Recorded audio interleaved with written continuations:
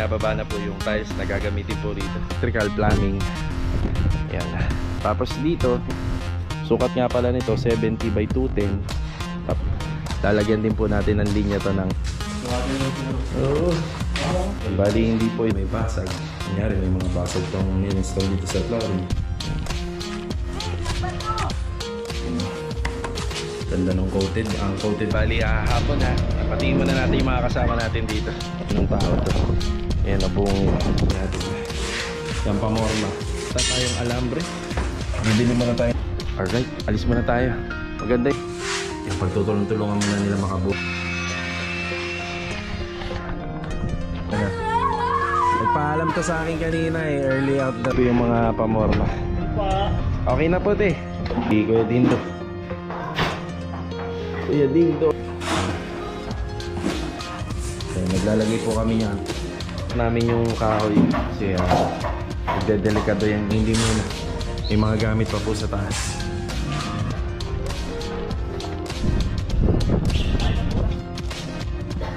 Bali ginagamitan na lang po namin ng paina. Yun muna yung update niya yung araw ng Martes. Good morning mga karos, good morning. Yan, may delivery tayo ngayon. Yung nakikita yung truck na yan na nasa likod ko. Yan po yung mga gagamitin na tiles dito sa project po natin. Ayan, bali today is Tuesday, Martes ngayon. Ayan, samahan niyo po muli kami ngayong araw na to. And enjoy watching po. Yan, let's go. Bali ito mga karos, nandito na tayo. So ayan, binababa na po yung tiles na gagamitin po rito. So i-discuss ko yung kung saan gagamitin yung mga tiles na delivery, yung mga dala po ng delivery. Yan Ayan, may pinto na rin yan. May door jamb na din. Tapos ito nga po pala yung mga nagawa kahapon. Ayan. So sa mamaya i-continue natin yan para makapag-poste na rin. Tapos makapag-poste, may buhos. Susunod, flooring, electrical, plumbing. Ayan. Tapos dito, nandito yung kanyang kwarto. Tapos ito bintana. Ayan. Yung mga tiles po na yan, yung mga galing dito sa JKJ, ito lang po yung lalagyan dyan. Yan. Tapos yung 22 square meter floor area kasama yon. Tapos yung kitchen at saka yung backsplash. Yun lang po yung lalagyan ng tiles or kakabitan, installan. Tapos isang pintuan kasi may isang kwarto po to. Itong unit na to. Kasama na yung hamba. Sukat nga pala nito 70 by 210. Tapos 2 by 4 naman po yung hamba. Yan, combination lang to ng mga 30 by 60 at saka 60 by 60 na tiles. Kasama na dyan yung sa pinaka kitchen counter. Okay, i-receive lang natin to. Panigurado rito meron pa tayong mga ipapa-order pa na buhangin at saka graba. Hindi pa naman siya totally full blast gawa ng meron pa tayong corner dito. Yan paharap. Lalagyan din po natin ng linya to ng tubig. Tapos may floor drain din.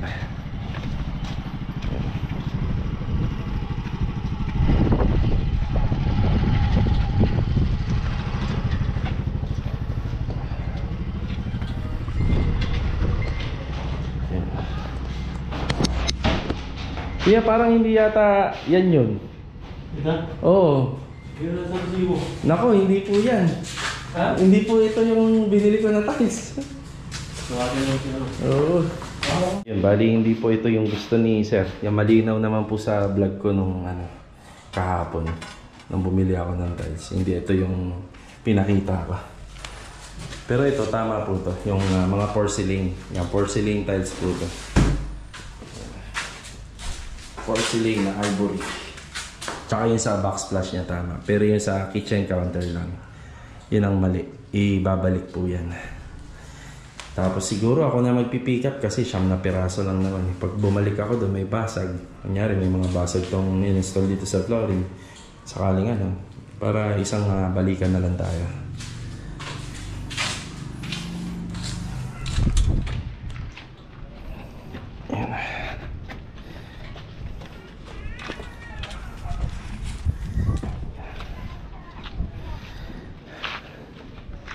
Out.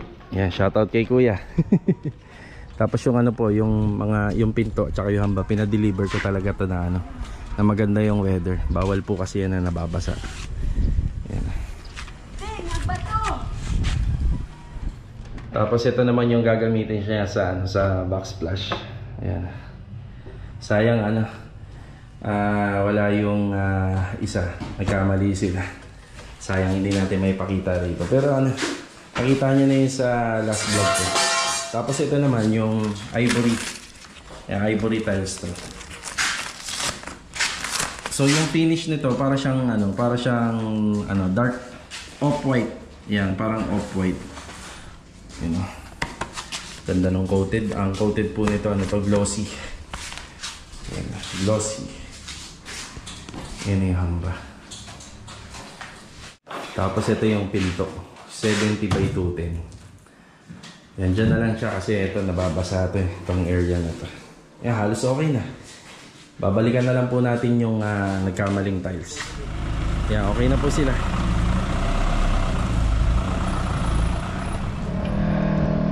Yan mga karos, dito na po ulit tayo. Yan, bali hapon ha. Patingin muna natin yung mga kasama natin dito. Ayan si Jamil, good afternoon. Good afternoon. Yan, good afternoon, good afternoon. At saka kay Kuya Dindo. Good morning, good afternoon. So ito, kung ano yung preparasyon na ginawa namin kahapon. Ganun ulit. So may absent tayo.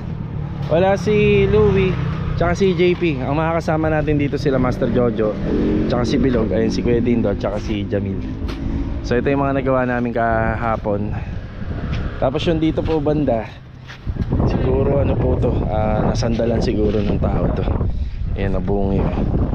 Tanggal, nalaglag yung hollow blocks. Ayan, okay lang yan, ibabalik na lang.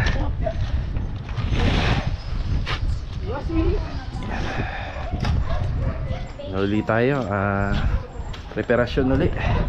Ayan si Master Jojo, mag-ano na ng bakal. Yan, good afternoon Master Jo. Good. So meron tayong mga ano rito, coconut lumber 2x2 by 12 feet. Tapos may dalawa tayong ordinary na 1/2 na plywood. Yan yung gagamitin po natin. Yan, pamorma. So iaangat lang ng konti po yung asuntada rin. Hanggang dun lang talaga yung kaya namin kahapon. Hindi na nasagad. Yan, hindi na nasagad hanggang kalahati. So paabutin po ito ng mga siguro mga 2 to 3 na patong pa. Siguro 2 or hanggang 3 patong pa. Yan na, saka po papormahan na. Yan, check natin kung mabubuhusan din siya ngayon na kasi kulang tayo. So 4 lang po yung nakapasok dito. Okay, bali wala na po yata tayong alambre. Bibili muna tayo ng alambre. Ang mga gamit natin.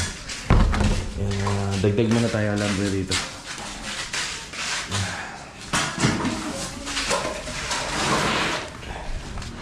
Tapos sa mga susunod na araw po, mag-ano naman tayo, papa-order naman tayo ng buhangin.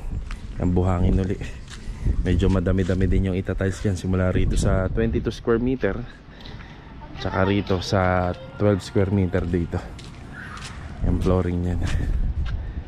Alright, alis muna tayo. Maganda yung weather pero medyo humaambon. Ganito na, simula kaninang umaga. Tara.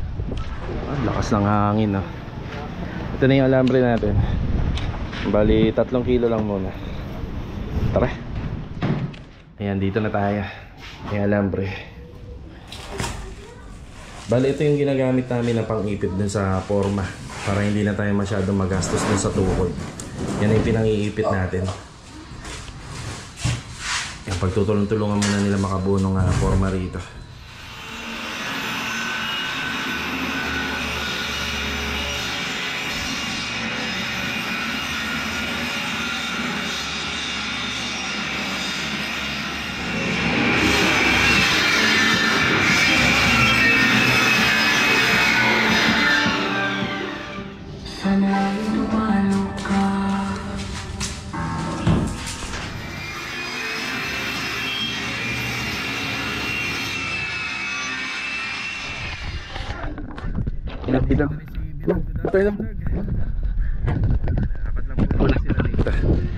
Naumpisa na po doon yung pagtatabas ng mga kahoy para pagka naiangat yung asintada, pwede na pong pormahan ng mga pamorma.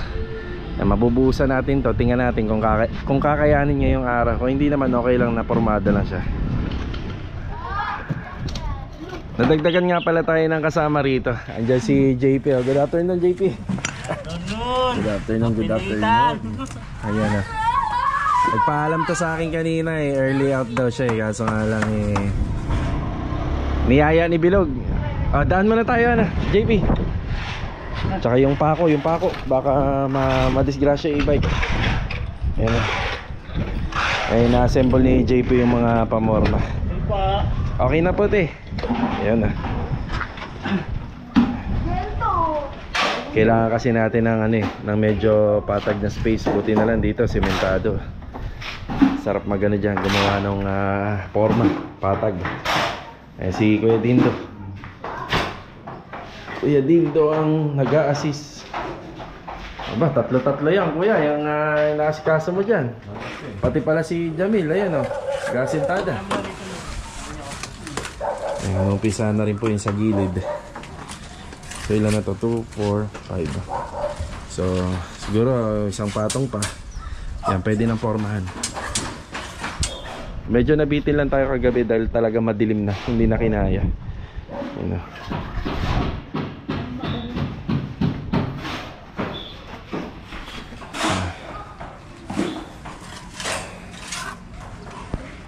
Yan. Bali meron pa nga rin pala tong Sahara. So common kasi na waterproofing Sahara, pero sa ngayon supplier natin Dabco. Naglalagay po kami yan ng sa halo. Ang bali dalawa po yan sa isang semento nilalagay namin.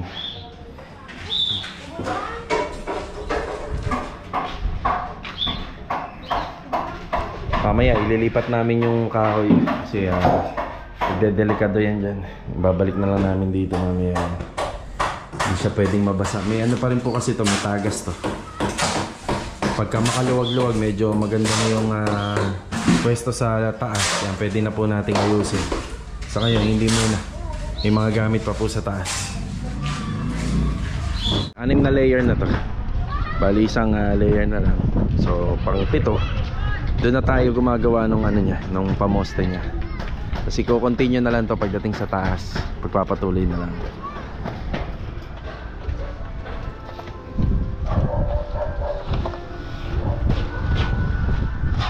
Last layer.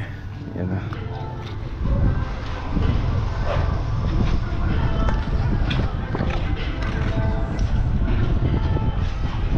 Ready na rin yung mga pamorma. Yan. Nakikita na natin yung loob, yung lawak.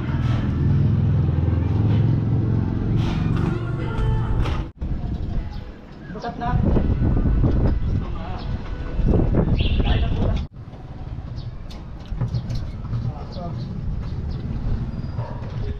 Okay, magbigay na po tayo ng update. Medyo dumidilim na naman So, gumuduty kami rito alas 3 ng hapon hanggang mga alas 6. Hanggat sa kaya pa ng liwanag.